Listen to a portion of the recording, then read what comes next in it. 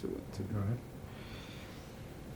What's going on, mi gente? It's Crispin Valentin with the Global Factor podcast. Get ready for this great episode that we have coming up. We have a mortgage professional that has almost 30 years in the business. He's going to break down a lot of information for us so you can be better informed about purchasing a home, your options, especially in this market at this day and age. If you've been curious about buying a home, or if is everything confusing to you, we're going to help you out with this amazing episode that we have coming up here in just a few minutes. So stay tuned.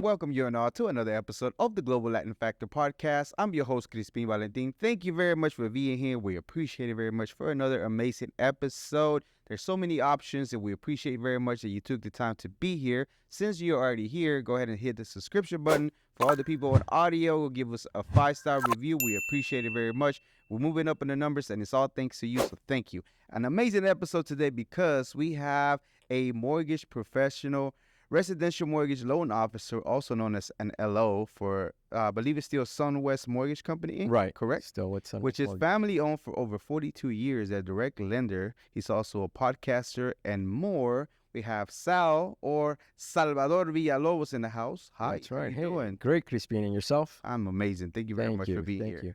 Feels weird being on the other side of the mic.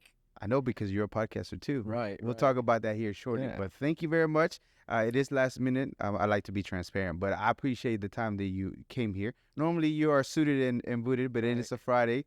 But you look amazing. Thank you very much for being here. And just to let you know, I appreciate you telling me that it was last minute, because I am always scrambling at the last minute to find a replacement. And I know it's challenging. So yeah, so you can relate. I can definitely relate. Yeah, definitely. Awesome. We're going to go ahead and start out with the segment that I like to call Preguntas al Chile. Preguntas al Chile. Questions. If you have not subscribed to the channel, once again, go do so you can check out the amazing graphics that Carlos put together. Here we go. ¿Estás listo? Listo. Preguntas al Chile, ¿tacos o tortas? Tacos y tortas, pero la mayoría, tacos. Tacos. Okay. Corn tortilla, flour tortilla. Tacos are only with flour. Corn tortillas. Corn tortillas, yes. Gorditas o sopes? Flaquitas. Plaquitas. Okay. Mexican coca o jarrito? Un jarrito. ¿Pero cuál jarrito? ¿De qué sabor? What de flavor? No, I thought jarrito de con piquete o... Oh, no. Las bebidas de soda. La bebida. De soda. Yeah. ¿Cuál te gusta? Do you like the Mexican coca o de jarrito? The Mexican coca. Mexican coca. Yeah. Okay. Agua de Jamaica, horchata o tamarindo? Oh, man, you said tamarindo. That's a hard... between horchata and tamarindo... I'll go horchata. Yeah, I like hibiscus, the Jamaica. Yeah. You know, it was years before I realized hibiscus was Jamaica. Yeah, same here. It's like one time IHOP too. I never knew that IHOP was International House of Pancakes until I was driving one day and I saw it on the side of a building. Right. It said International House of Pancakes. And like, you had an epiphany. Whoa. Like, oh, that means IHOP. I swear. Just like the hibiscus. Right. But the Jamaica, I remember because my mom used to make it for the summers, and she would put a lot of ice in it, and that was our favorite drink. So that's why. But from flavor, tamarindo, but for the memories and the taste as well, Jamaica. I love Jamaica. Yeah. I like Jamaica. Salsa verde, salsa roja. Do you do any spice? Yes, salsa verde. Salsa verde. Well, depending on what I'm eating, right? Depending on what you're eating, not everything. It's just like wine. For your tacos, My tacos depende de qué, pero de cabeza o de lengua, verde. Verde. Y si es al pastor, rojo. I see. You know how to make good combination. Right. Menudo o pozole? Los domingos en la mañana, menudo. Pozole para festejar. Para festejar? Nobody's ever been so specific as the reason why. When is an appropriate time to have either one? Not the appropriate, but it will be a more recommended time for you to have them. So that's pretty cool. Churros o flan? Flan. Valentina, Tapatio, or Cholula, or Tabasco hot sauce? Valentina porque María Mariela, back to memories. Yeah, of course. En México, cuando íbamos de vacaciones o íbamos para las fiestas de diciembre, íbamos a visitar a María en una taquera enfrente de su casa y lo que ofreciera eran con los tacos era la Valentina. Oh, really? So she was in her taco stand. She would offer Maria would offer Valentina. Valentina Really? and we used to go there all the time every summers and then during the winter break. And then we just and I didn't go for a few years. And my mom went and she says, "Llévale, take this to Salvador." She gave me the biggest bottle of Valentina. Was it the red label or the black label? Black label. Black, spicy. The spicy. Fire Yeah. one. Okay, the conchitas, the pastries, do you like the brown ones, the white ones, or the pink ones?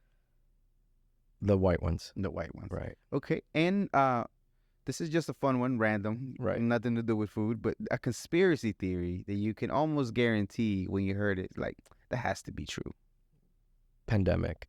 It's a Because everybody made so much money during that. all right. All of the ultra rich made gobs of money, and they were like somewhat preparing from what I feel, right? Like it just fell in their lap and it was too easy for it. It's unfortunate for the people that did lost their life. Oh, yeah, it's no, crazy for the part of the ones that were already ready for whenever things happen. Exactly. That is, yeah. I can see that. That's another show. I can see that being true. Definitely.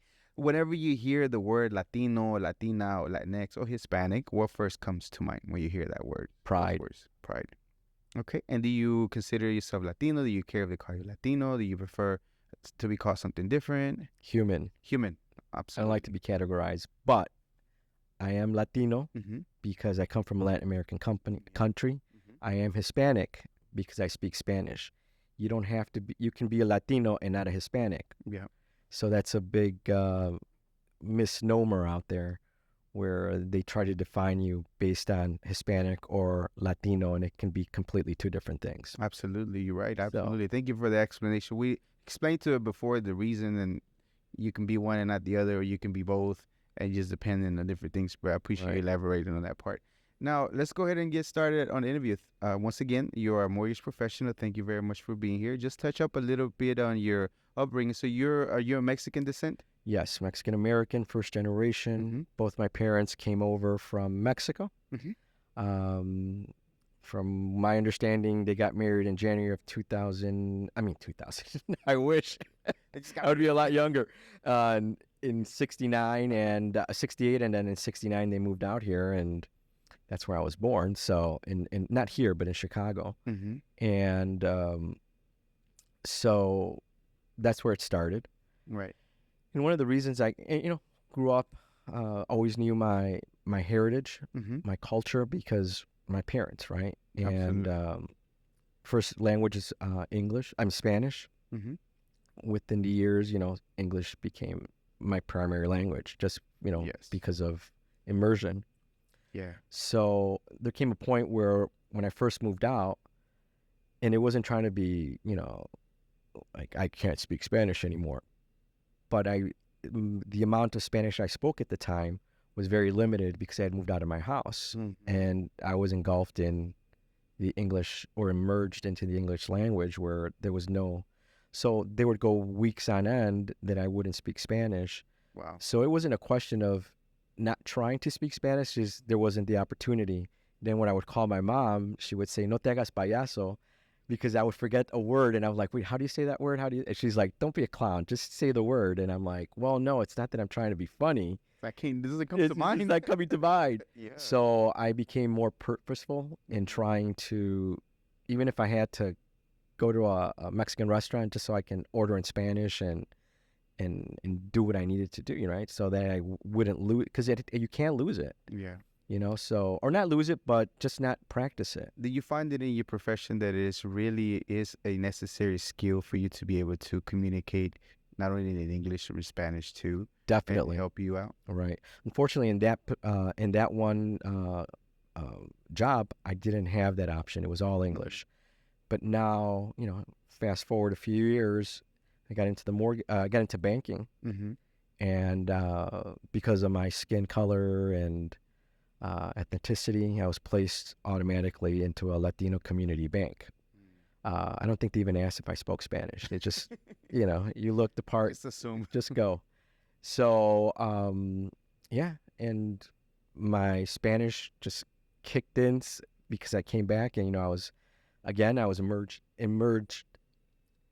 into the Spanish community again, right? So more of my time was in Spanish than in English, and in that location, I was exposed to not just Mexican, but Puerto Rican, Peruvian, Ecuadorian, Argentinian. I mean, it was just from all parts of Latin America. So I got to pick up on a lot of words, and Not all Spanish is equal. oh no, not at all. I mean, you can say something to in in in in in Mexican. The Mexican In Mexican, Spanish, yeah, Mexican Spanish, something can be translated completely incorrect in another language, and they may get offended by what you're saying. Oh yeah. So, for example, in the mortgage, not offensive, but in the mortgage, in Mexico, we say enganche which translates into down payment. When you go to Puerto Rico, you don't say enganche, you say el pronto. Pronto. Right. So, and that actually has helped me throughout my career, because now I can relate to different backgrounds. Yeah. And try to use the appropriate words. And they can understand you when I be like left like, man, it's not gonna meet my needs if he can't even communicate with me. Right. The funny thing is, I was living in a city in Rockford, outside of Chicago. I mean, it was called Rockford, outside of Chicago, and the iPhone just came out, right, in 2005, and I bought the iPhone, and I'm sitting there at my desk, and a young lady who is Mongolian. Oh, somebody came, hey, does anybody know Mongolian or whatever? We have a client that, a customer that walked in, and she needs assistance opening an account. Right. And I'm like, well, I don't speak Mongolian, but I have a translator on my phone that has Mongolian. So, le luchamos, right? We tried it out. And, yeah, she was very happy. And before I knew it, I was helping the entire Mongolian community. And they would come to me not just for banking or mortgage needs, but just when they had questions. Wow.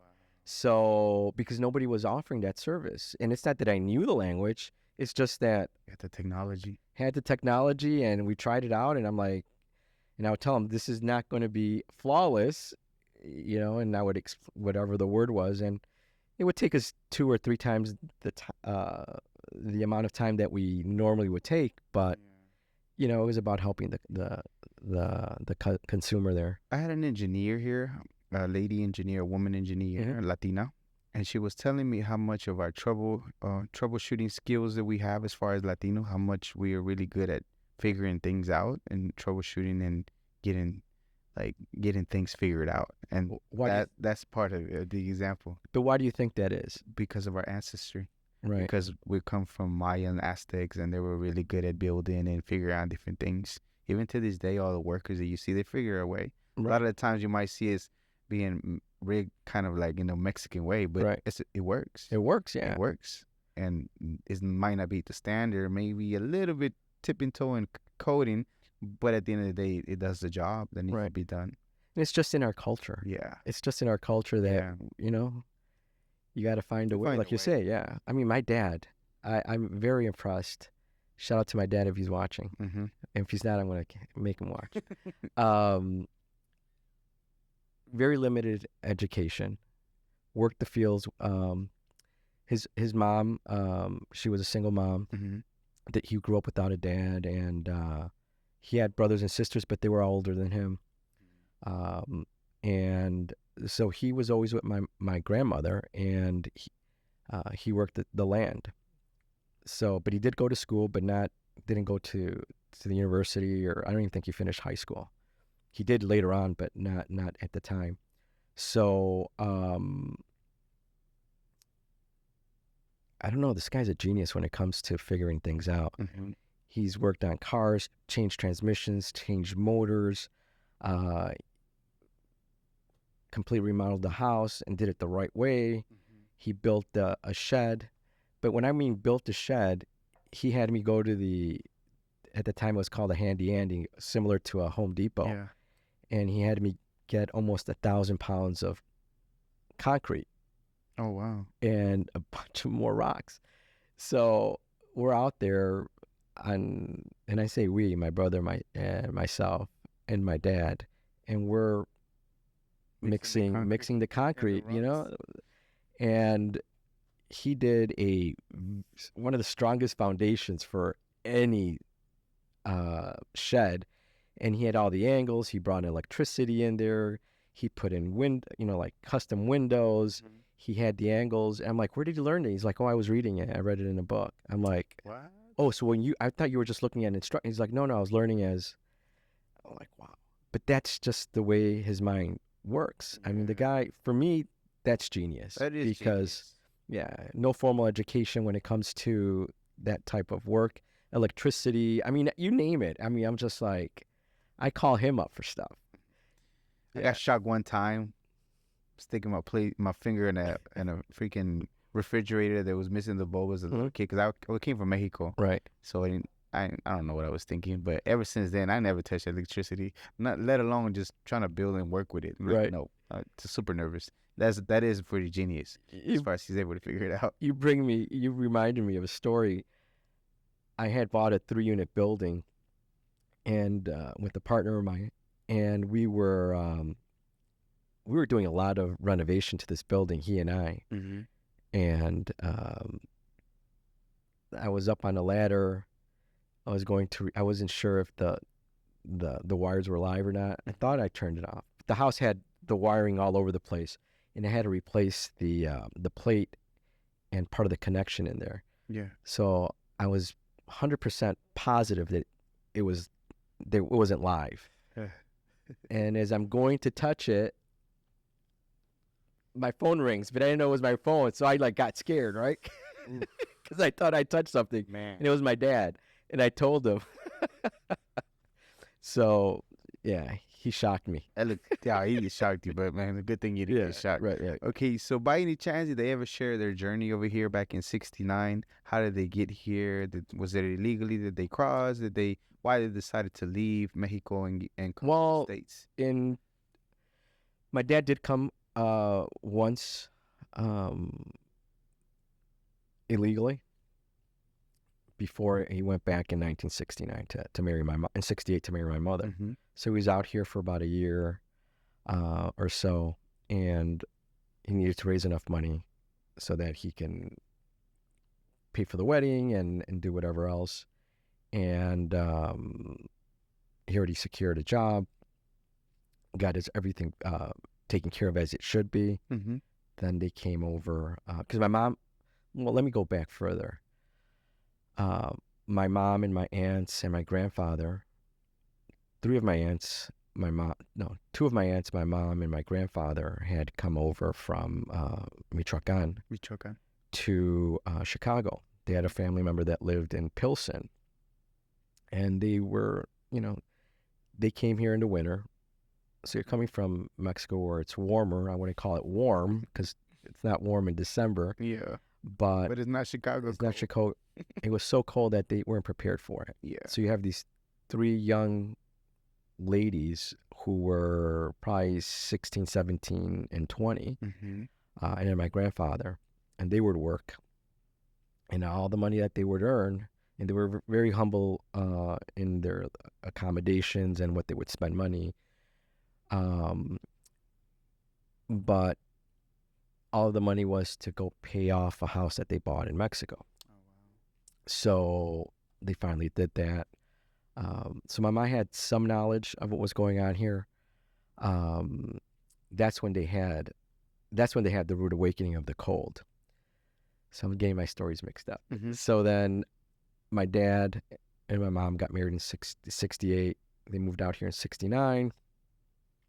I was born. So the reason they came out, they moved to the United States was for a better living. Yeah. They wanted to start a family. My dad wouldn't be able to give her the life that he wanted my mother to have, his wife. and his children. So that's one of the reasons he moved here to the United States, as most families do, Mm-hmm. because in some cases, there's limited means or limited opportunities for somebody to progress. And his dream was always to go back to school, Yes. and he did go back to school, and he did accomplish that. But It's not it for lack of trying, because they really do. Like, for example, my dad, he he had planted some crops.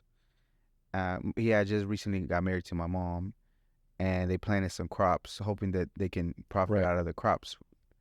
Bad hailstorm ruined the crops, right, so he wasn't able to harvest those crops. So he had to find a way. There was no work around the area. He made his way to the United States. At that time, illegally. Now he's good. right, But he gave it an effort to make it work. But right, it's just, he couldn't do it. right. So I mean, and we once we establish ourselves and we want, well, how can I say? Once we have a dream, Mm-hmm. we shouldn't let anything stop us. Right. If we have a dream of having a family, having their own home, and having them go to school, and maybe that may not be the opportunity where you're at, then you have to make some different changes. You can't be afraid. That was a ballsy move on their part, because leaving your entire family. They were the youngest kids of their family, so Yeah. not saying anything wrong about that, but usually the younger ones are a little bit more reserved in some of their actions. At least that's what I think. And no, they went for it on their own, and it was just. I mean, I admire my parents for the struggles that they went through, and I saw them. It's my just everything my dad went through, and I remember him. He bought his. We lived in Chicago. They rented a home. I mean, they rented a home, and then from there, put enough money together, and that's something I would like to share. But the end result is that they bought their home, and he got closer to work, and got us out of a more challenging neighborhood into a little bit more secure neighborhood. It's nice. And one winter, the car wasn't working. We had two cars, but one of them wasn't working as well. And my mom would work the second shift. My dad would work the first shift. Mm-hmm. My mom would come in later, but then she would take us to school. So he would leave the car for her, so that while he fixed the other car. But I remember him, he could have said, well, it's too cold, I'm not going to go to work. He had to walk from our house to his job, was probably 4 or 5 miles. Wow. And you're talking January in Chicago, Mhm. and you have to go over an overpass to go to the factory. Plus, they don't call it the Windy City just because. No, and I mean, you're talking 20 below zero, and you're talking, windshields, Mm. the wind at 20, 30 miles an hour, and they didn't have the Gore-Tex as they do now. No. He would bundle up as best as he could, and he would go to work, and he did that for the most of the winter. So, it was not.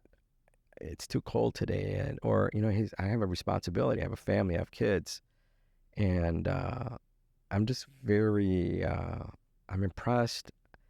I am. I honor them, because I mean Absolutely. they did a lot. I feel for you in us. that 100%, because I feel like certain things that are a lot of immigrant parents that I'm a immigrant myself. I became a citizen, but I could seen 2 or 3 jobs that they have to do, and there was never a day that they were feeling feeling sick or whatever.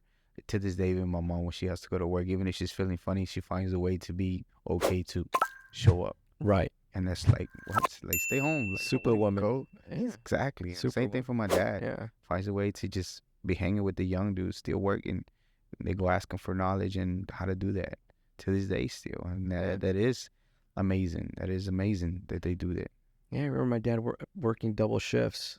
And he'll work all day Saturday, then he would work till like 12. he would start like at 4:30 or 5 on Monday on Saturday. That's after already working a 40-hour week and some overtime in between. And on Saturday, he would go to work on Saturday morning, do like a shift and a half, and then be back to do 2 shifts on Sunday. So he would work on Sunday and then start the second shift. He'd work in the morning on Sundays, come home, sleep during the afternoon, start the third shift on Sunday night, and work all the way through the first shift on Monday. My goodness.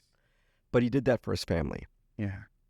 And so I don't know, I have a lot of pride with that. Absolutely. Before we get to how you got started in mortgage, one last question. So you were sharing with me a journey that you had, a health journey.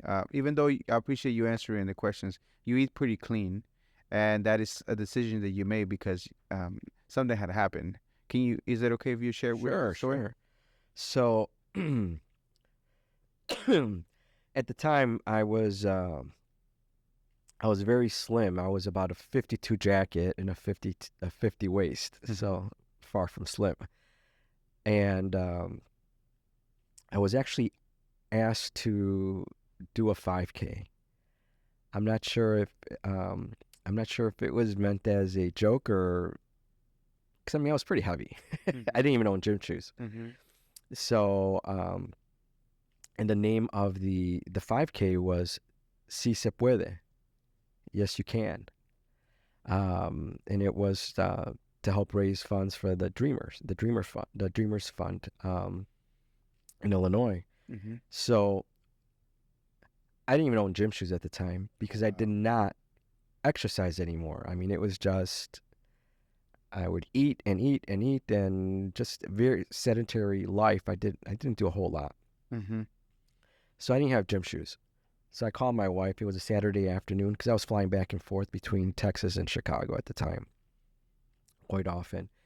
And I'm like, you're going to see a charge for gym shoes. Don't be freaking out. You're not getting, there's no fraudulent charge. There's no fraudulent. Don't stop it. And she goes, what are you doing? I'm like, I'm going to do a 5K tomorrow morning. She's like, a 5K tomorrow morning? You're buying gym shoes tonight, so that means you haven't even trained for this. I'm like, I'll walk it if I have to. I'm like, I have at least have to try. I mean, the name is Si Se Puede, so yes, you can. That's one. And then the reason for. But from that, I mean, and somebody invited me to do that. I mean, I may not have asked somebody else that was in that kind of shape to do a 5K. It can feel almost as an insult in some cases. I didn't take it that way. I took it as everything's aligning, telling me to go forward with this. So I did it. I got up early in the morning, took the train into downtown Chicago, met with everybody. I'm like, well, I'm going to do it. Even if it takes me 2, 3, 4 hours to get it done, I'm going to do it. Even if I have to walk it. And doing so, I said, well, I'm going to give myself, I'm going to try to jog 20 yards, see how I can do that. And if I can, then I'll walk another 20 and just keep moving back and forth. Well, it didn't feel as bad. So I did the 20 and I actually went up to 50 yards and slowly. And then I just kept, alternating between walking and running. And before I knew it, 53 minutes later, I was like so proud of my accomplishment. Oh, yeah. That I finished it. Minutes when you were shooting for maybe 3 hours, baby, the max. So I didn't, I wasn't, I gave myself enough of an out to go through the 3 to 4 hours. And I guess maybe deep down inside, I knew that I would be able to do it sooner than that.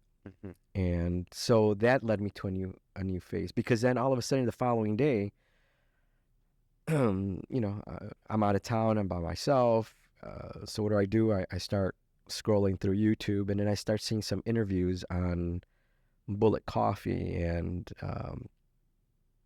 how Bullet Coffee, there was a gentleman from one of the major tech companies was holding a meeting in Hawaii, and he was bringing people from all over the world, from the United States, from Europe, from South America, from Africa, from Asia. Mm-hmm. And he noticed that everybody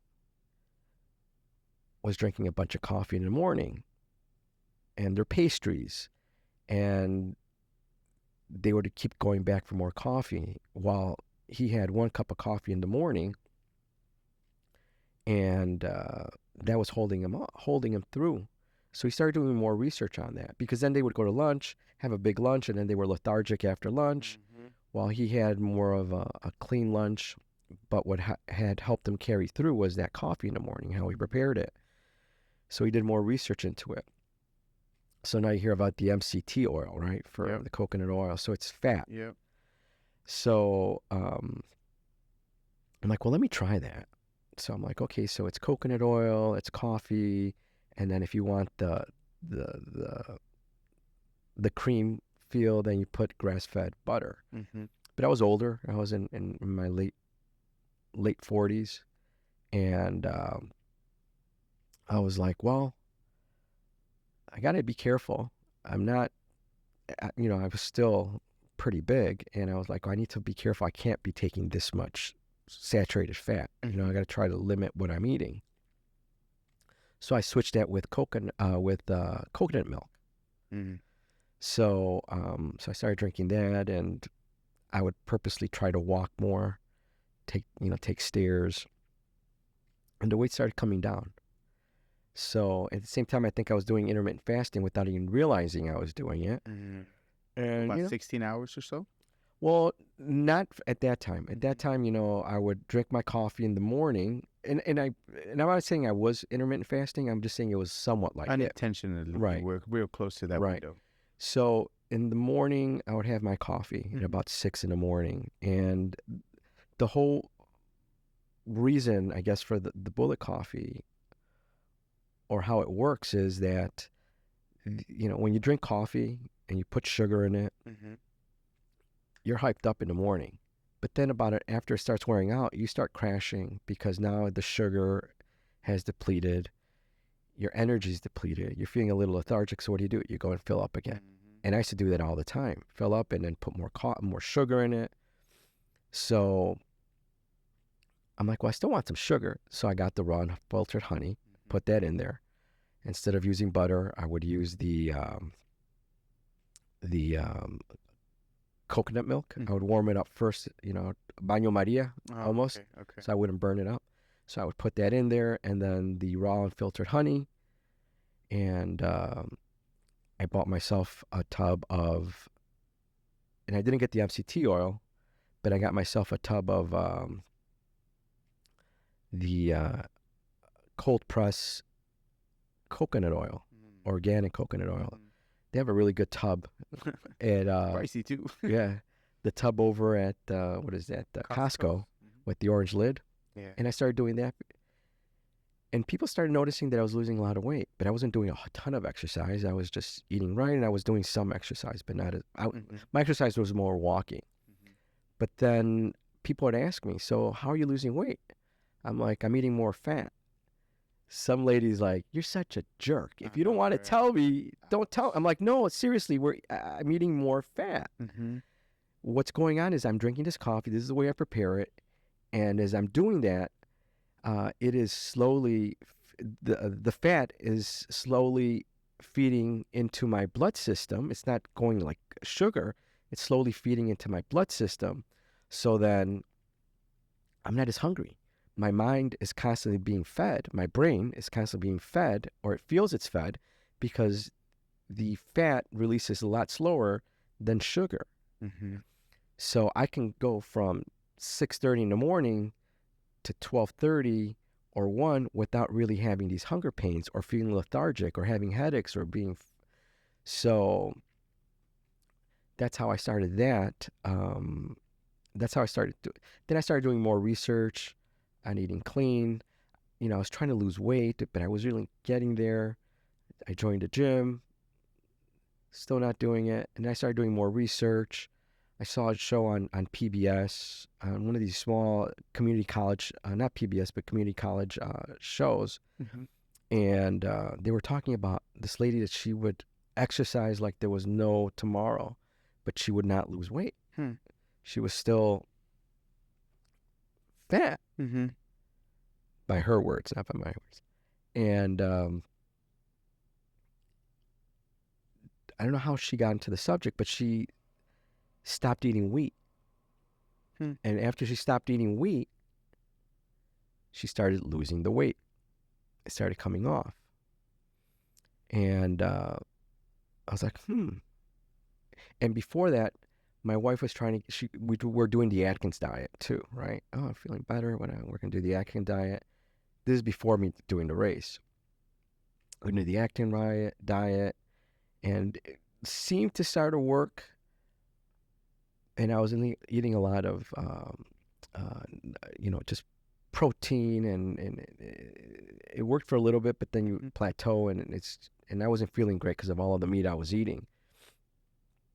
So then, when I started doing this,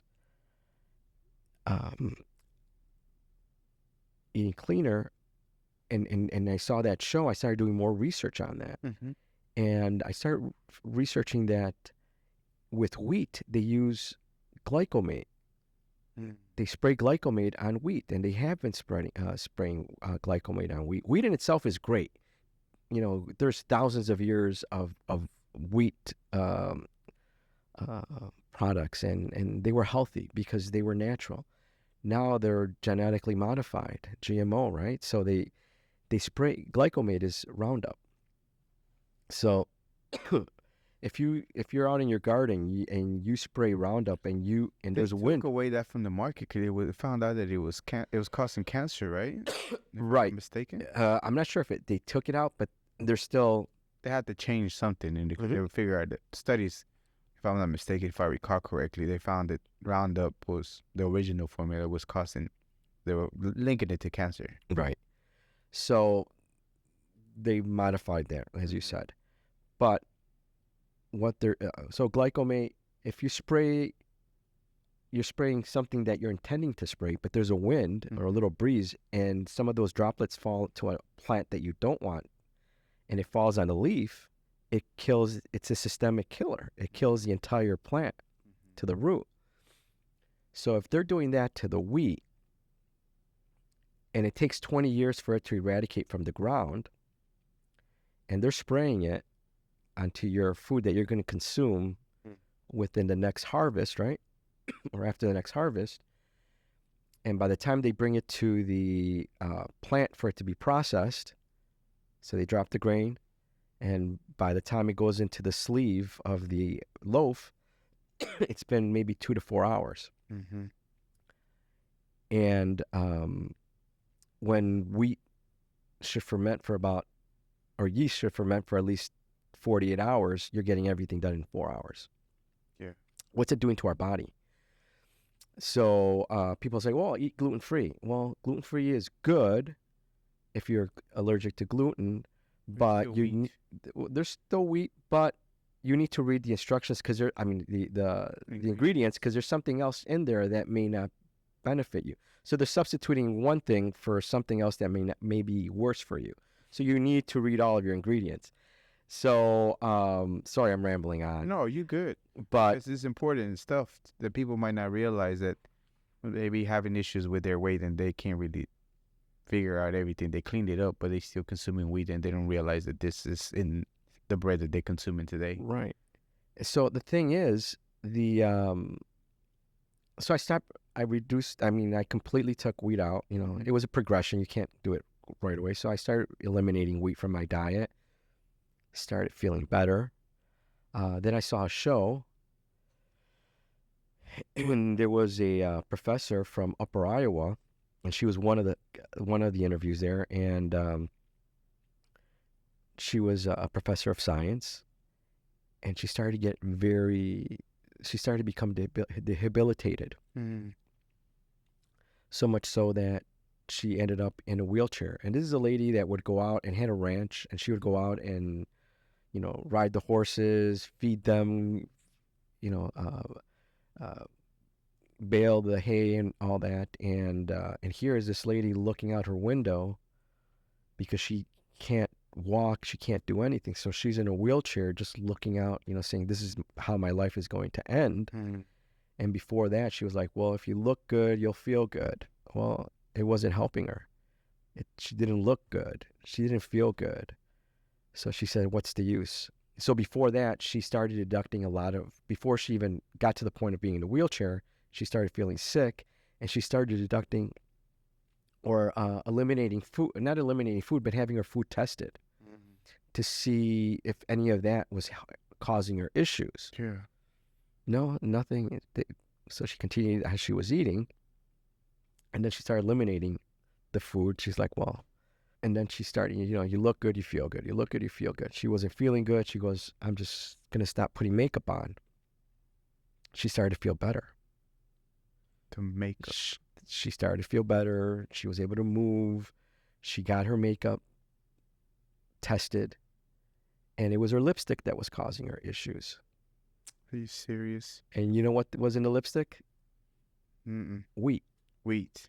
What does wheat have to do with lipstick? Well, it's such a cash crop that they have to incorporate in whatever they can, right? So I took that as, let me eliminate as much wheat as possible. And my son, who was very young at the time, every time he ate wheat, his stomach would puff up all the time. We removed the wheat, nothing. Bloated. I mean, poor kid, right? So we stopped giving him wheat. End of issue. Wow. Flat stomach, never inflated. The only time it would happen is if you would go to a birthday party and they would have cake. So fast forward, 12 years to the pandemic.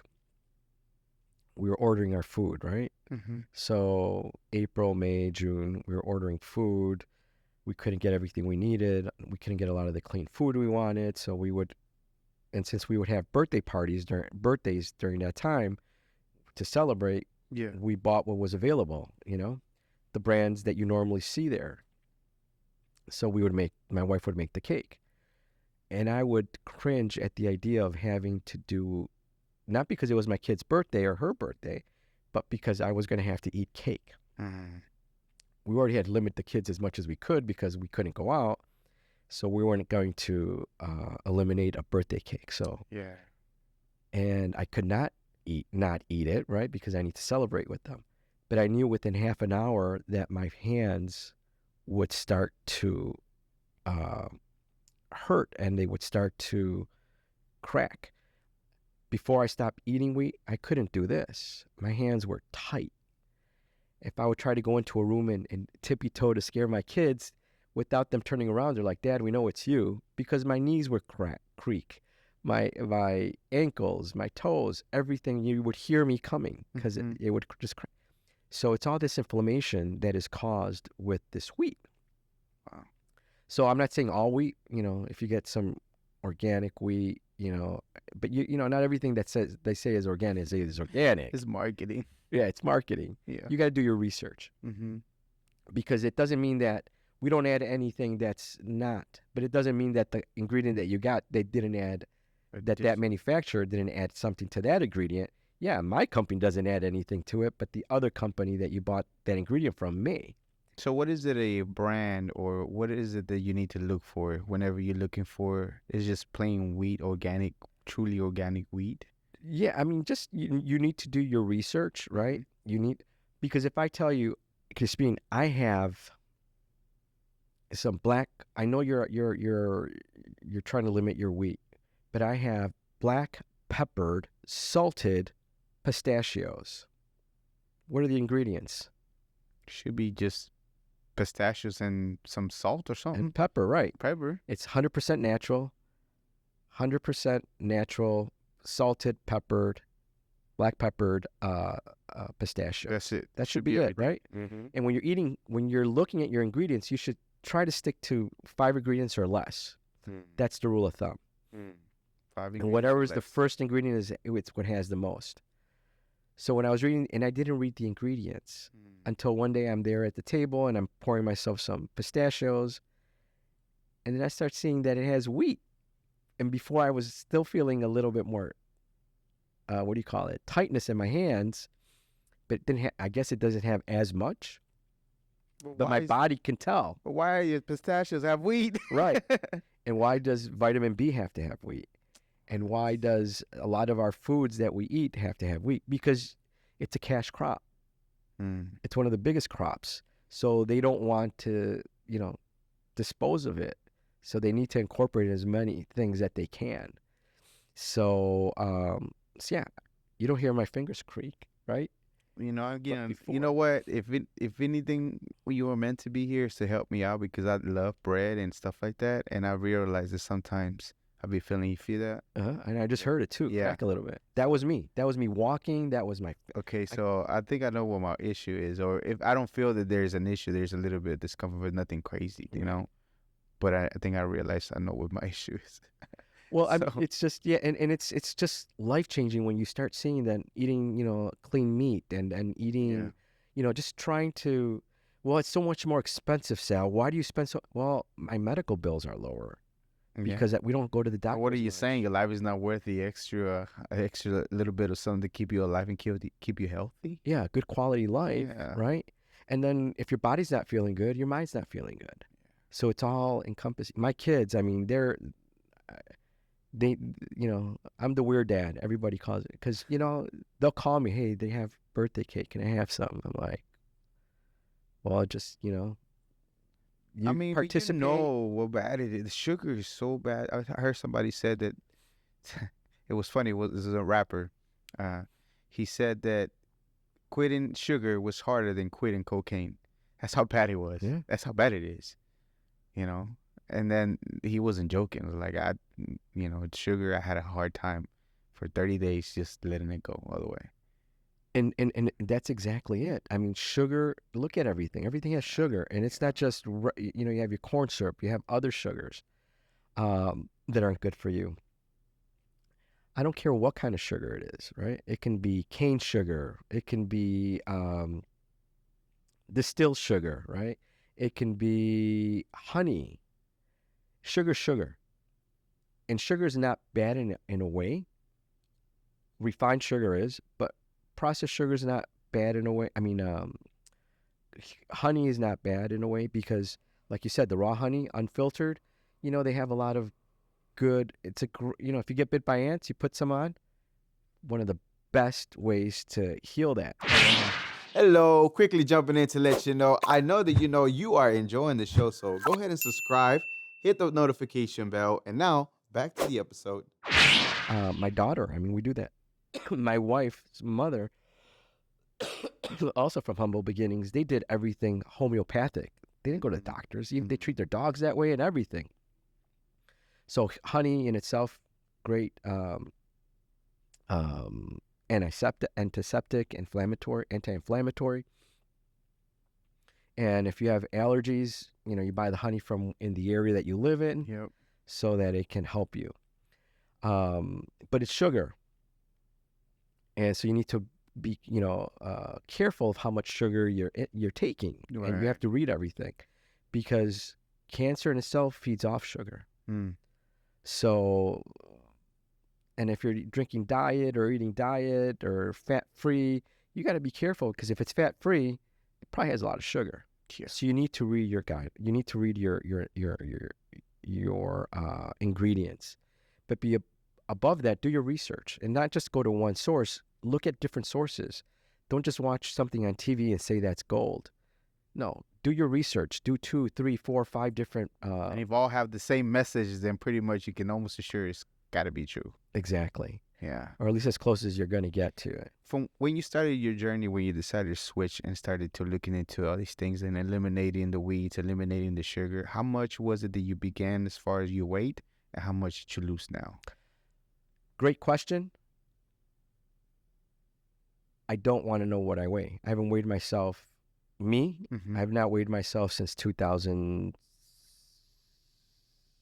Last time somebody told me my weight was in 2015. And the reason why is because it's not about that. It's not about how much. It's self-defeating. You may lose 5 pounds, and then you gain 2, and you're like, oh my gosh, I just all that work to do lose 5, and now I gain 2, and it might be muscle. Mm-hmm. You might be walking a little bit more. That weight may be muscle. And it's self-defeating. And why do I say that? Because that happened to me. Oh, I lost 7 pounds. Oh, now I gained 3. And then I would just constantly think in the negative of the 3 that I gained. Yo-yo thing. And it wasn't even the weight, you know? So now I let my pants tell me when I need to lose a little bit more. Mm-hmm. I don't care what the number is on weight. It's like, hey, my pants are fitting a little tight now, or the shirt. Yeah. It's maybe I should start. Yeah, I noticed I've been picking up on the carbs a bit. I always tell people, don't be afraid to go back. So, you stumbled. You didn't fail. Yeah. You just stumbled. It's a lifestyle change. You're not losing weight. The goal is not to lose weight. The goal is to change your lifestyle. Yeah. And your lifestyle consists not only of the food, but also of the drinks you drink, the exercise you make, you choose, the your sleeping habits. Everything has to change because it's a lifestyle change. Yeah. And it's not a lifestyle, and it can be a lifestyle for the worse or it can be for the better. You choose, right? It takes the same amount of days to create a good habit as a bad habit. They said 10 days to normally create a habit, either good or bad. Yeah. So yeah, you're going to struggle the first 10 days, but and you may do great for 3 months, and you'll have a week where, hey, it was holidays or whatever, or somebody's birthday and I overindulged. Well, that's fine. Tomorrow's a new day. Mm-hmm. But don't have a new day every day with the intention of right? And you were telling me also that the bigger cause, the greater cause too, in addition to, was because you have a family. I have a family. You have a family that young family. Got married old, had young kids, older, and I couldn't run. I mean, I have pictures of myself where, I would, even though I was big, 52 waist, 52 jacket, I would still somewhat not run for long periods of time, but I would. Pretty agile still. Somewhat, yeah. So I'd have my daughter, I could barely put her legs around my neck, and I'm running with her, and during my son's soccer practice, or, but it was just very tiresome. I'm like, I need to be here for them. Right. And if I continue on this road, I'm not going to be here for them, and I'm going to be here for my wife, and somebody else is going to raise my kids. I'm like, I got to change this. Yeah. Not because somebody else, hope if they do, may they be better for it. But I don't want that. I want to be the one. I want to be able to run with them, join them in their sports, bring them along my journey. And that's what we did to the aisle. Yeah. Oh, yeah. I mean, that's huge. Yeah. So, I started eating healthier. I started bringing them on the journey of good health, a different lifestyle change. I remember my daughter being 5, and it's 6:30 in the morning, and we're running. No, 7:30 in the morning, we're running, and she's wearing her little Puerto Rican coqui shirt. She's my wife's half Puerto Rican. Nice. And we're running, and she's sweating. It's probably like 88 degrees in the morning because it was a hot morning, Saturday morning in Texas, and we're running, and I'm like, hey, and I'm running backwards, and she's running forwards, and I'm like, so Amanda, that's her name, why are you running? Because I want to eat pancakes. And I'm like, what kind of pancakes? Gluten-free, without any sugar. 5 years old. Yeah. Right? And today when I was at the doctor with her, the doctor said, oh, you can eat something. She's like, oh, fried chicken. He's like, are you eating any fried chicken? She's like, no, my dad won't let us eat fried chicken. And the doctor's like, well, pretty good. But he already knows that that's who I am, right? We try to eat healthy as a family because it's a necessity. It's not just, you're only strong as your weakest link. So in our family, everybody tries to eat healthy. I know they sneak some things here and there. I find it, and I'm like, come on, guys. Contraband. Found it. But you know what? You can't limit them completely. Yeah, absolutely. But at least you're giving them the foundation and the guidance to what is correct. because there is, whether we want it or not, here in the United States, there's a major issue with weight, with intake of food that is not, it has no nutritional value whatsoever, that's not helping you. And you just enlightened me on that, the wheat part, that I need to really further look at my cabinets and really double check myself in that part. Because I do work out, I eat vegan, but at the same time, that doesn't mean that is the healthiest way. If I have those particular things still in place and I'm not vigilant about those things. You right, you heard my hand. You heard my hand. Right. There's something that I need to change. And it's not that it's like, as I mentioned, a discomfort or hurting, but I know that there's something that normally this shouldn't be normal for It me. begins. There's a beginning of everything. So I do need to be vigilant, as far as even for me to be able to change that and be better. And I'm pretty sure within 2 weeks, a week or two, I'll be able to feel the difference. But I do need to go to my cabinet and check Right. what I'm cooking and what I'm putting in my system, because they say you are what you eat, but it really is what it is. Like, you eat a banana, the banana becomes a part of you. This is an accumulation of food that you've been eating Right. in many years over in your life. So it becomes you. It becomes your being. So all the other bad stuff that you taking in, it's becoming you eventually, you know? But they disguise good Yeah. looking food Yeah. that has no nutritional value or very Yeah. minimal nutritional value. In my studies, in my journey in this lifestyle change, Mm-hmm. I had gone to one of the major food grocery stores that sells everything. And I bought these luscious, green, beautiful, healthy looking, robust apples. I'm like, man, these are juicy. I can't wait. So I bought them, put them in there. Then I started getting into the organic, started doing more research on organic. So then I went to, I always get the name wrong. I just won't say the name. I just always forget it. Mm-hmm. 6 years, and I shop there all the time, and I can never get it right. I picture something different, and that's how I call it. So I went there and I bought organic apples. Mm-hmm. They looked nice. You know, they weren't the rock star of apples, but they were, I'm like, all right, a little bit more pricey. They're not that shiny. They're smaller. Yeah, they're a little bruised. Not much, but just a little. Brought them home. Oh, sorry. I tasted the apple. I was like, man, I remember how this is how apples used to taste. So I finished them like in 3 days. My kids did too. They devoured the apples. The other apple, we had like 5 apples left. And I'm like, nobody touched these. We're going to eat these. And in 3 days, we finished them. We bought some more.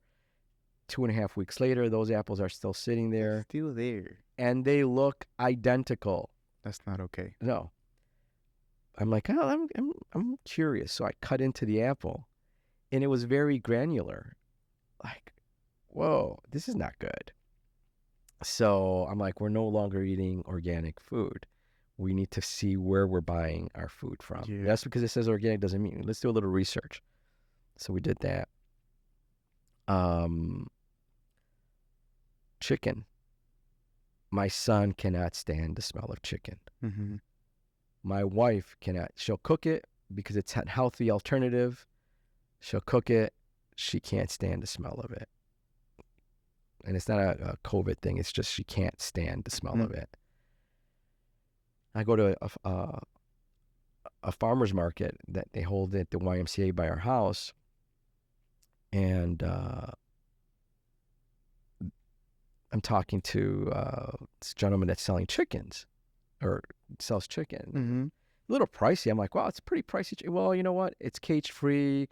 Range free. You know, Range. What we do is they're on PVC pipes and it's caged still, but we move the cage around. They don't always eat in the same place every day, every other day. We're moving it to a different location. Mm-hmm.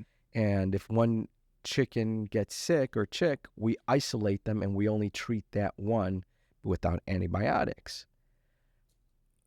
And then the rest of the chickens, we'll treat them. He goes, when you usually buy from a larger group, they're saying it's organic because they're not feeding all of the chickens organic.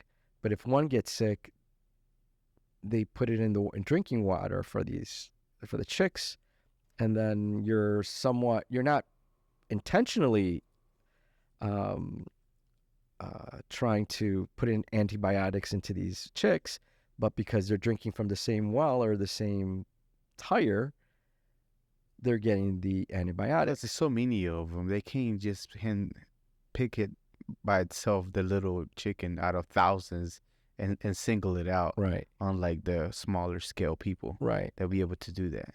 And they do that. Mm-hmm. The chicken, the taste. I walked into the house. I'm like, oh my gosh, this is what chicken used to smell like. Yeah. I'm like, oh, this is, because my wife said, you're going to spend what on what? I'm like, yeah. She's like, all right, you got us on this. You already got us on the journey. You know, you haven't led us wrong. Let's see. She ate it. My son loved it. He ate the chicken. My wife didn't mind cooking that chicken. Then they didn't come for a month or two, and we tried a couple other places. Not as good. We went back to the store and bought one, and I'm like, we're never buying store-bought chicken again. This is not the same. I appreciate you sharing that very much. I think it's super important to be able to know that, I mean, your health is your wealth, if whether you want it or not. If you can't really do anything productive in life, anything at all whatsoever, if you don't have your health, because you can't move around, you're in discomfort, or you have to go to the doctor, or you have to consume more medicine or medication to just get going. And I don't think that's the way. So I appreciate it very much. And the thing too is, I love to share this information. I brought so many people to this other side of and I say aisle, the aisle of unclean food and the aisle of unclean living to cleaner living or cleaner eating. Yeah. And a lot of them have stuck with it, and they feel better for it. I had a client that it was a journey from the time that we met, did their initial application because they wanted to buy a mortgage. They weren't ready at the time. Mm-hmm. So we spoke a few times after, and then they were ready. And then about a year later, we're sitting at the closing table, and this is not the only time, but that this occurred. But the client's like, Sal, wow, you lost a whole other person. Mm-hmm. What are you doing? Sorry. You're okay. What are you doing? I'm like, I told them exactly what I explained to you. They did it. 4 months later, they call me like, Sal, I don't know, it's what you told us. We're pretty much following what you did. Mm-hmm. And we're pregnant. And they have been trying for some time. For 7 years. 7 years they've been trying to have a baby, and they haven't been able to. You kind of sort of share the information that you share with me as far as what made a difference for you, and now they were expecting at that time. Right. At that time, and now the child is bigger, and it's just, and that's, and I love to share this information. Mm-hmm. So when I tell people I eat more fat, it's not to be a jerk. Yeah, it's not to be a jerk, not being. Okay, so real quickly, let's touch up on the story regarding mortgage. So if I understand it correctly, the reason why you got into mortgage is because your parents had a particular situation that happened that didn't go so well as far as purchasing a home, and you didn't like the outcome, and you didn't like exactly what happened. So that led you into doing it yourself and showing the other person that you were able to do it even better. And that almost 30 years later now, you're still doing your mortgage professional, and you're doing that. Is that how kind of sort of it went a little Do bit? your homework, man. That's good. A little bit. So yeah, I mean, I referred my parents to a trusted advisor, trusted friend, not advisor, but a trusted friend. And after closing, I started looking at their, at that time it was called a... After closing, so it was already done. It was done. Mm. I saw the RESPA statement, which tells you all your cost and the points that you pay. Points is a percentage of the loan amount to get a lower rate, or the closing disclosure now, what they say. Closing disclosure, correct. Mm-hmm.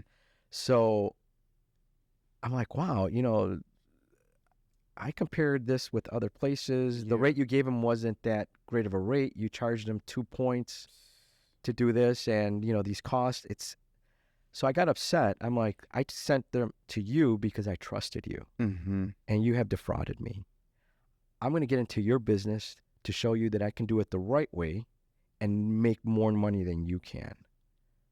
A year later, I called her and I said, this is what I made.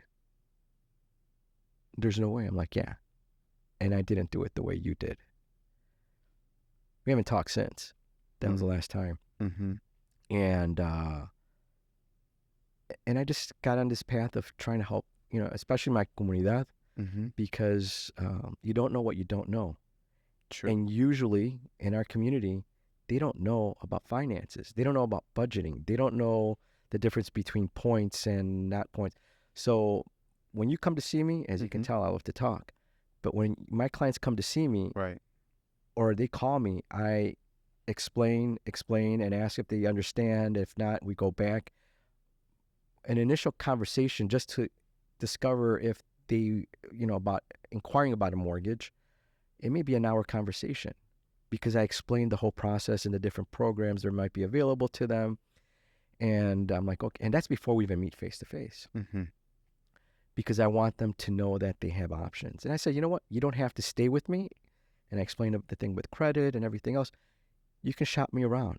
Go with other people. See, you have a 30-day window to go inquire with other lenders. See which one gives you the better opportunity. Right. Or they come to me because they were somewhere else, and then I explained the whole situation. And the usual conversation is, did you understand everything? She's like, you explained everything fantastically. The other person just said, you don't qualify, didn't give me an option of how to try to build up to it. Or the other person told me that I could only go this one program. I'm like, no, you have options. I go, my job is to give you options. Your job is to select the best one for yourself. In some cases, there's only 2 options. You can buy now or buy later.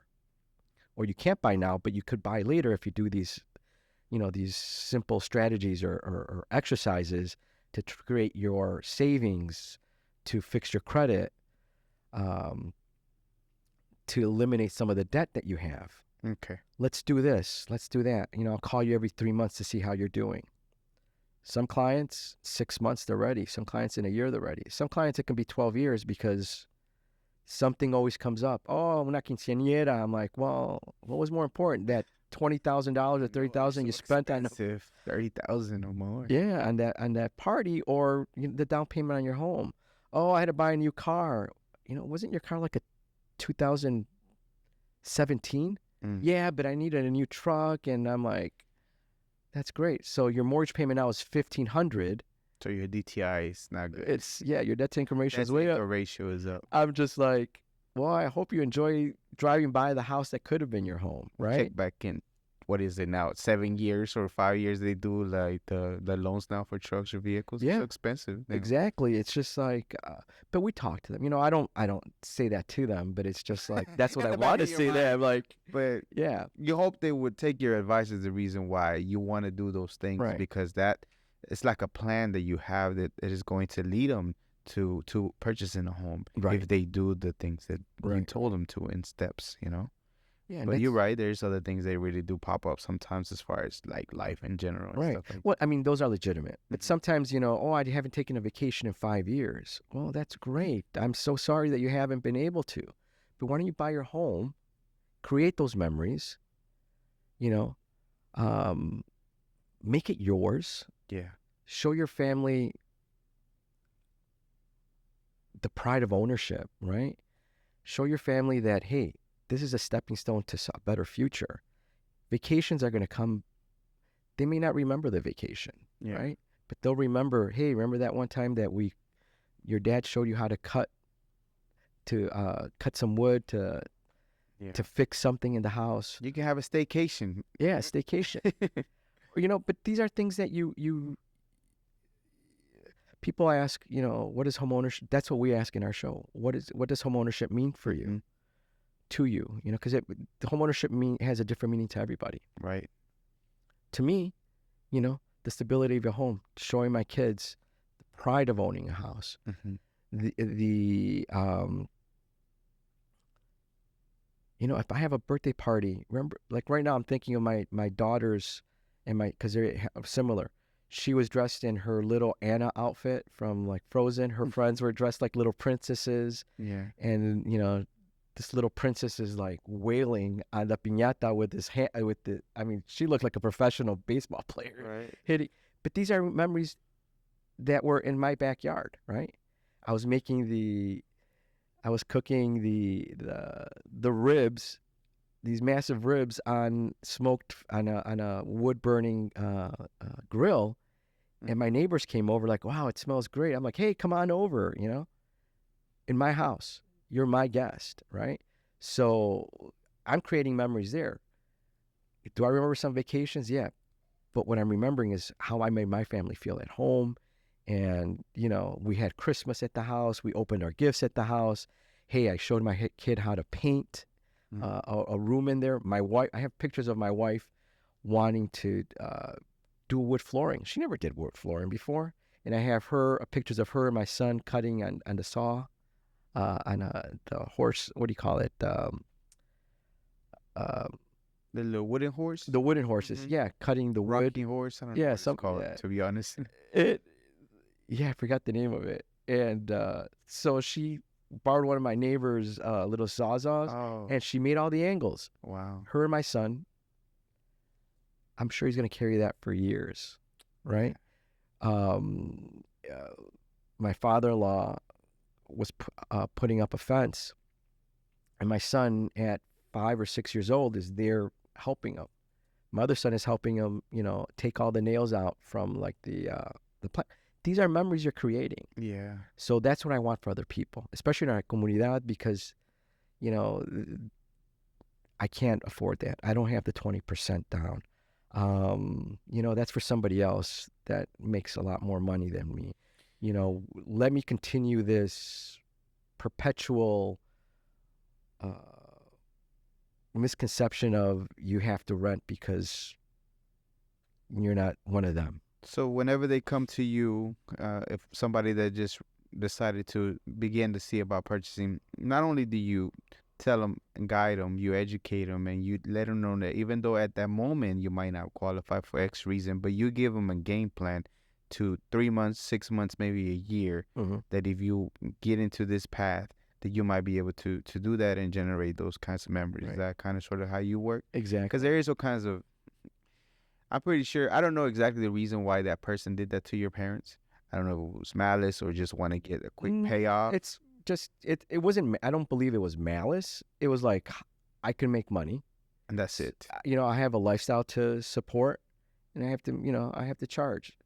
I'm sure they weren't the only ones they do this to, right? Yeah. But it sucks that they were friends of yours. Right. You know what I mean? Take care of my people.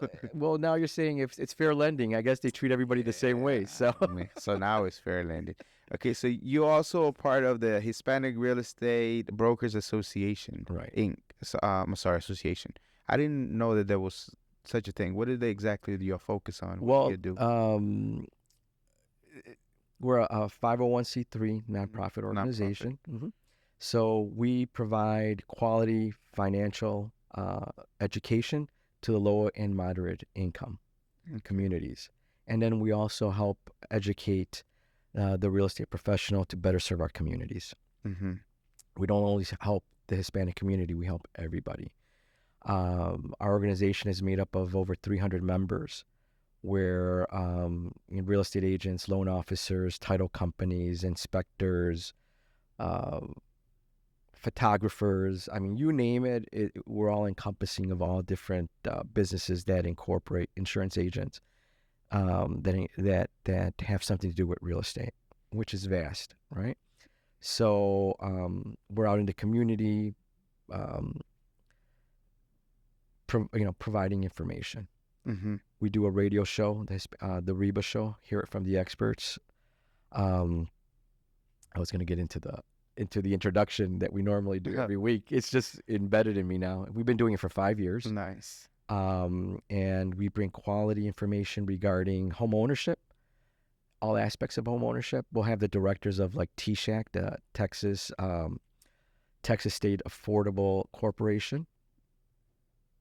Yeah, Texas State Affordable Housing Corporation. Housing Corporation. And then TDHCA, Texas Department of Housing and Consumer Affairs, will actually have the directors come in or Skype in, and they'll inform our listeners, our residents, our citizens of the programs available to them regarding down payment assistance and what a mortgage credit certificate is and how it can help them not just at the closing, but and how it can help them qualify at the closing, but also over the years, throughout the years as they maintain this mortgage that they just financed, or home that they financed with that down payment assistance. So I am blessed to have to be a part of this organization. I've been with it 5 years. I've been the community outreach director. So you serve on the board now? I serve on the board. I'm actually the I'm actually a director. I am the incoming chairman for next year. But for the past chairman? I always say director. For the past 5 years, I've been the community outreach chairman for that. So you go out in the community and reach out to people and let them know what kind of services you do. And for anybody that's interested in finding out more, where do they need to go? They can go to REBA, and REBA spelled HREBA, REBAconnect.org. You can go to the website there. You know, we have different events. We have, for the professionals that want to learn more of the organization, they can go in there. We participate in a lot of community events. Recently, we were with the public library for the city of Arlington and the recreation center. We were there at their Dia de los Niños. At the East Library. We were there. We were providing information, telling about the show. We pair up with the Arlington Charities at their food bank there, and we'll give a class on homeownership. It's a series of 4 modules given by different real estate professionals to the community. So, you know, we're out there just trying to promote financial literacy. We're trying to we're out there trying to let them know that there are options, that you don't have to rent because you feel that you can't qualify, or you don't know what you don't know until you know you don't know. Yes. Right. And then for the consultations for you to maybe just curious about it, they can reach to you or is it a free consultation that y'all do? As far as just, you know, they're curious, they want more information. Regarding the organization or buying a home or regarding the organization. There is no cost to get a 5-minute or an hour explanation of what it takes to purchase a home, right? It doesn't, you know what, I'm not ready right now. I just want to know what I need to do. Sometimes they find out they are ready. Sometimes you have people that say, well, I'm ready to buy a home, and they're not ready. But we get them on that track. The thing is to help them find a way to buy their home, and not just any home. You know, let's shoot for the home that you want, within reason, right? You shouldn't limit yourself. Sometimes, you know, you have 2 options. This is the home you can afford right now, or if you continue to do these certain activities, this may be the home you want to buy, and it may take you longer to do it, but that may be it. But in the meantime, you need to understand that you are paying a rent, and if you're paying that rent, you're paying somebody else's mortgage instead of your own. You can still buy this home. Maybe it's not your dream home, but it's a step-up home. And when you sell it, and if you do it right, you're going to get some equity, which you can use then to parlay it into the down payment for your new home. The one you wanted. That one you wanted. And it's not a question of buying the house, your forever home now. Build up to it, you know, learn how to take care of a smaller home before you go to a bigger home. It's a responsibility. That is responsibility. Yeah. Additional things that you have to pay just to maintain a home, taxes and everything else. Right. And then within our organization, we have so many different professionals, and I mean professionals, experts in their field, that, you know, when I feel that we do offer a lot of services. My company offers a lot of different programs. We have quick turnaround times. We do a lot, but we're not great at every program. Just like every other lender is not great at every other program. So sometimes within our organization, we know our strengths and we know the strengths of our other competitors. And if we feel that that other competitor can better serve that client, I'm not losing a client.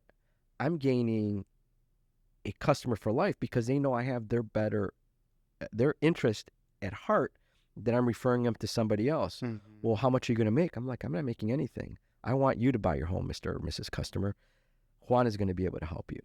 That's appreciated because, like, there is people that want to make the quick buck and hurry up and just get them through and whatever it is. But I appreciate your approach and the fact that you're not only are you involved with a nonprofit, but as a loan officer, you're willing to educate the people, and not to mention get them to, even if I'm not able to do it because I don't have the programs, you know, the person, or you have the network to send them to the right person to still fulfill their dream of owning the home, or on the steps to get to owning the home that they want. Right. So I that's appreciated because there's a lot of funny things sometimes when it comes to mortgage and loan officers.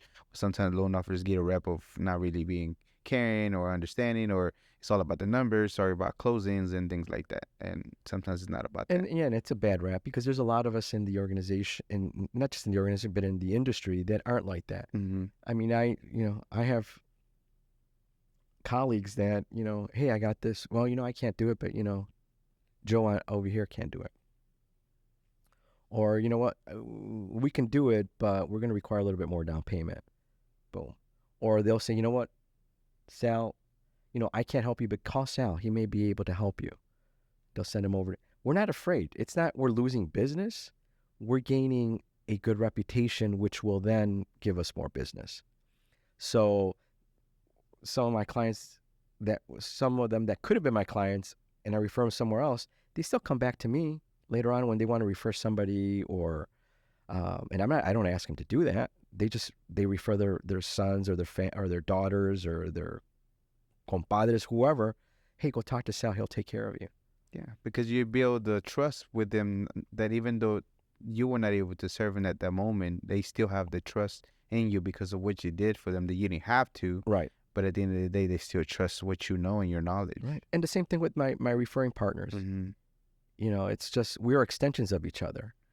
Whatever they do, I do indirectly because I was the one that referred them to them, and vice versa. Gotcha. So, you fly with the eagles, you soar with the You eagles. soar with the Eagles. Okay, we're running short on time. Sorry, man. I love to talk. No, you good. I appreciate it. All the information was great. I know that you're a wealth of information as far as mortgage, as far as lending, as far as loan officer. If anybody was to reach you, if anybody has a question and to reach you, where can they get a hold of you? Social media or everything else? All right. So if they need to get a hold of me, they can call me at my cell. I still have this number for the last 20 years, so I'm not going to change it for the next 20. So that's 708-860-1135. Again, 708-860-1135. My email is my full name, Salvador.Villalobos, and that's VILLALOBOS.com.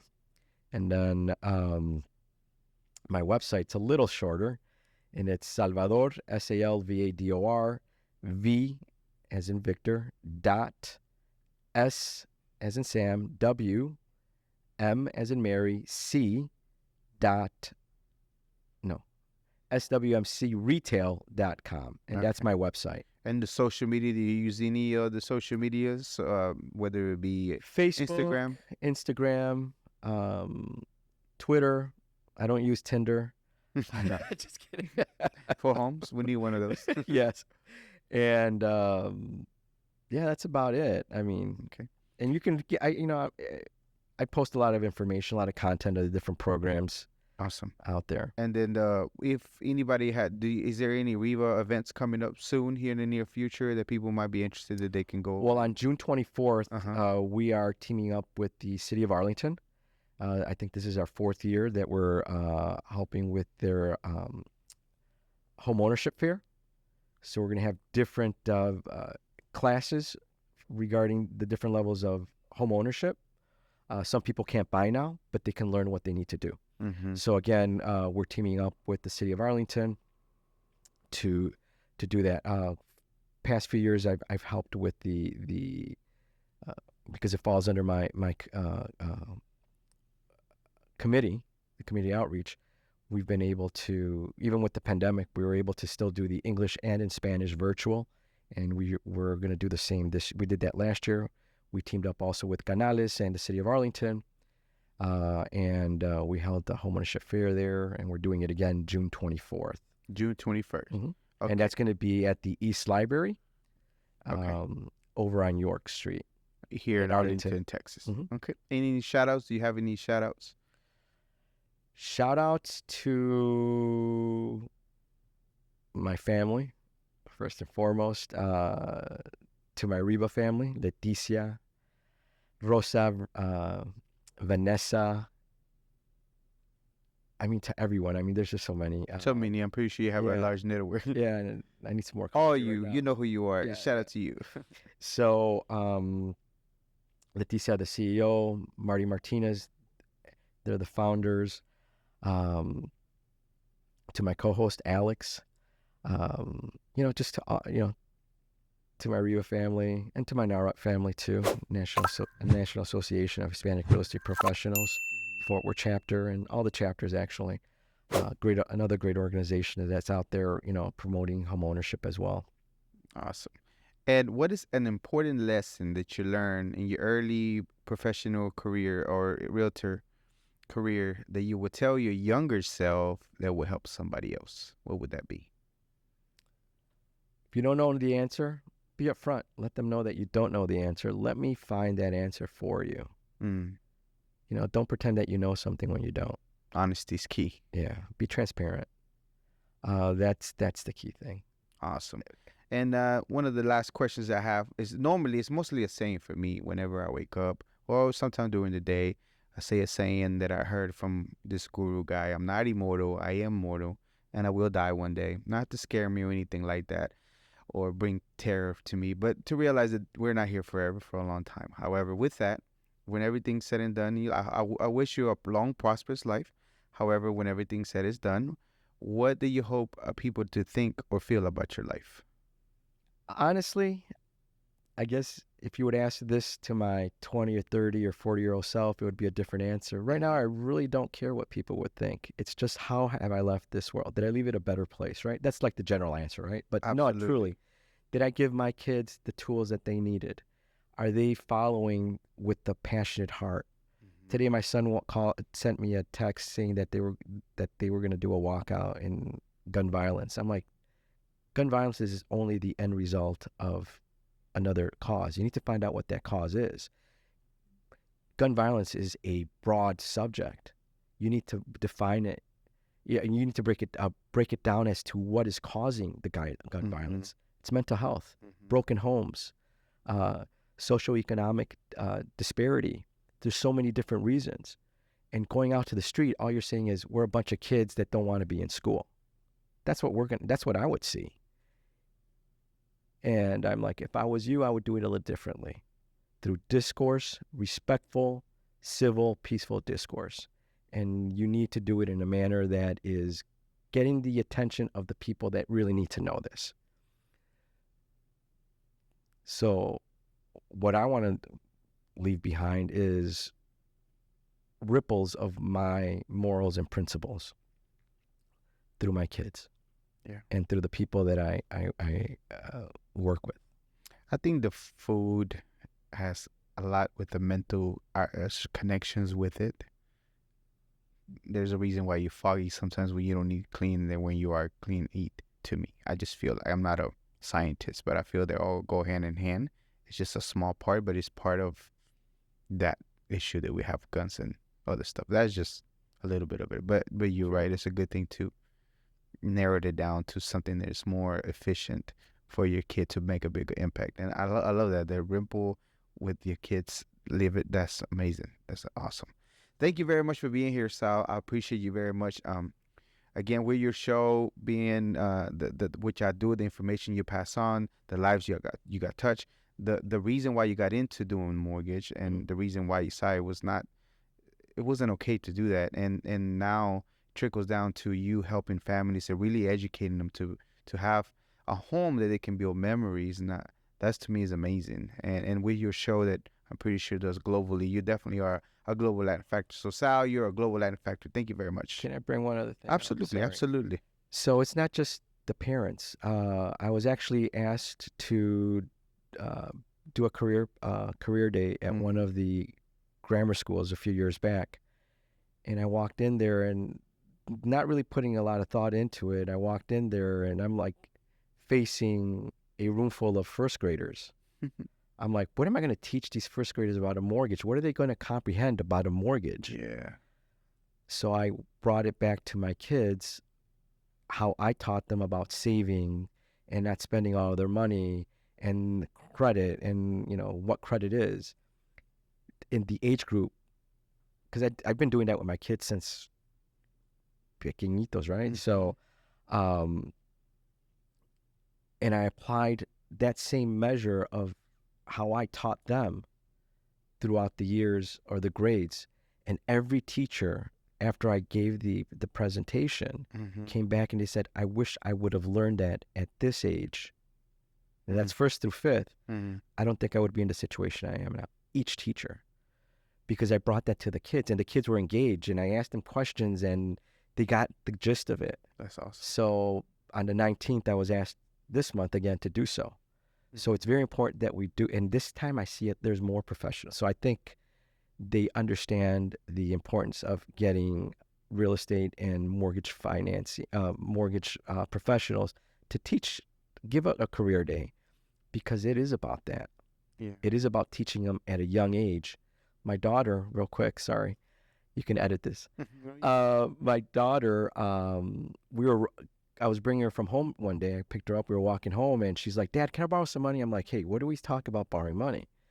And she's like, "But I want to buy this." I'm like, "You have your own money." And she's like, "No, Dad, but I want to buy a building. So if I'm going to buy a building, I can't spend my own money. I need to make that. What do you call it? RO something or Y?" And I'm like, "ROI." Yeah, that, Dad. I need to make that. So they're listening to what we're saying. Yeah. She was 7 years old and she's talking about buying a multifamily building because she hears my conversations with a lot of single moms who are head of that family. And I usually try to help them buy a multifamily building so that they don't have to, because some cases they need that extra rent to help them make those mortgage payments to live in the areas that they want to live in. I have a young lady who was making $62,000 a year, helped her buy a 3-unit building. Now she's on her 4th unit build, fourth multifamily building. Wow. So it all started from there. So now she's teaching her kids that, and I've been able to help other moms with that, and that's been the catapult for them to buy other investment properties. But they're not buying as investment properties, they're buying as their primary residence. And then once they have enough, then they move on to another property while still keeping those or selling that to buy others. Okay. So real estate can be a catapult to a different life. Yeah. Not to mention the teaching method that you were able to implement for the kids to be able to understand and be able to know, even though we're small kids, to be able to kind of sort of already start seeing it and kind of see it oh, that's how it works. Because they hear all the adult conversations, but sometimes it doesn't, all those things don't click yet. But then whenever you break it down into the way that you told them, then it kind of makes more sense. Like credit cards. Hey, kids, do you want to, oh yeah, credit cards, you can buy everything. I'm like, okay, but did you understand that, okay, like when my kids, we go to the grocery store and they want to buy a candy and they don't have the money or a toy, Dad, can I borrow some? I'm like, we don't borrow. Okay, I'm going to lend you the money, but when you get home, you have to pay me. And if it goes till tonight and I have to ask for it, it's going to be another 50 cents on top of that. And if it goes to the next day, I'm not going to remind you anymore. And the next day, it's going to go up another 25 cents. And then by the end of the week, if you haven't paid me, it's going to go double of what you borrowed. As soon as they get home, they pay it because they don't want to pay that. But these kids didn't have that. I'm like, and that's what a credit card is. Yeah. They're not bad as long as you pay them off as soon as you get that bill. It has to be paid off in full. If not, you're going to be paying more. They didn't realize that. They're like, oh, so are you going to be using credit cards? Not if I don't have the money, one kid said. Yeah. I only helped that one kid. That's awesome. I appreciate it very much. No. Yeah. Thank you so much. This was another episode of the Global Latin Factor podcast. Remember to subscribe, and remember, we are just like you. We are people. Until next time, thank you very much. Thank you very much for checking out another episode of the Global Latin Factor podcast. Make sure you go and subscribe to the channel. You are very important, and it means a lot to us whenever you go and subscribe and hit the bell so you can get notifications whenever we have new episodes. It really does truly mean a lot to us. Thank you very much.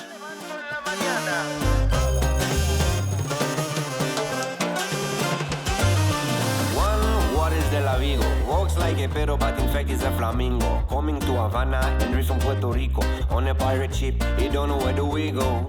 The birds of the jungle chasing fortune and fame, but Juan